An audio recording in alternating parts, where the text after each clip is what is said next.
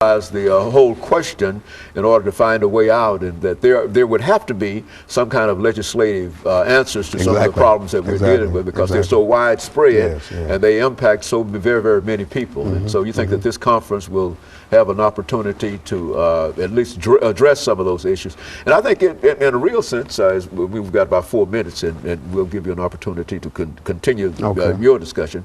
But in a real sense, we can say that nothing has been said nationally in reference to this. I think you talk about the Nashville coalition, but and you might have a few groups here or there, but for the most part, this is sort of a silent kind of problem that nobody understands with those individuals who live within these communities and who cannot find a job, and everywhere they go, they're turned away, and then they're facing a whole issue not only of unemployment at outside, but the same issue when they go back home without being able to satisfy a wife, kid. That's very critical. Yeah, that's what it's the whole structure of the family. It's not just about one individual coming out of jail, not being able to find a job, but it's about that one individual who had a wife while he was in jail, a kid while he was in jail, and now he's out with great expectations, and now he can't even meet them, which means that he goes back where? Back to jail. In a real sense, because he generally becomes involved. That's why we get this recidivism, all of those issues. And so this is a new organization, is it? Well, I would say fairly new. We started back in 2006. This particular issue we've tried to address over the last 2 years, I would say.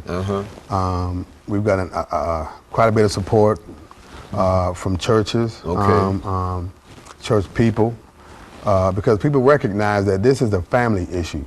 It really is. Has direct, as you pointed out, direct impact on the family structure, on the children, you know, but also on the individual who feels like they have no way out. You know, there's no way to. They've served their term. They've done everything that they could possibly do, and now they're out. And then every employer that they go to will tell them to come back later. Nobody, because you know, we've got this whole idea of being an equal opportunity employer and et cetera, including everybody. And then we find that some individuals are not equally employed, and especially those individuals who happen to come, and the individuals who probably need employment more than perhaps some other, well, everybody needs some kind of employment, but they are desperate, in desperate need of employment, because they have so many situations that they find themselves in. And I'm really in sympathy with such individuals, and I hope that your organization can, with this conference that you're having on between November the 11th through the 13th, that other folks could be aware of this conference, and we're going to do as much as we possibly can in order to make people aware of it, and that you can get a larger turnout, and that something can possibly be done. I think that the state of Tennessee has already tried to deal with this whole issue of voting for these individuals, but for the most part, I don't think that has been as thorough as it possibly could have been. Well, they've made progress in Tennessee. I would say that. But the restrictions are so outrageous that I don't really see that being able to solve our problems. We're gonna have to get involved ourselves. Good. And we can't wait for others to do it. Okay, and of course, Ms. Caine, let me thank you for bringing that excellent information by with us, and we've got about half a minute before we end this show for today.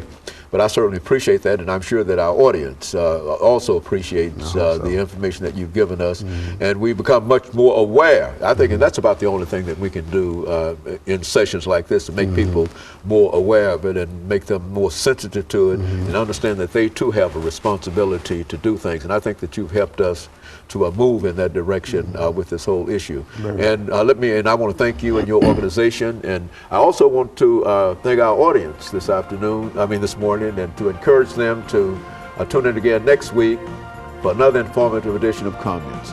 Thank you, and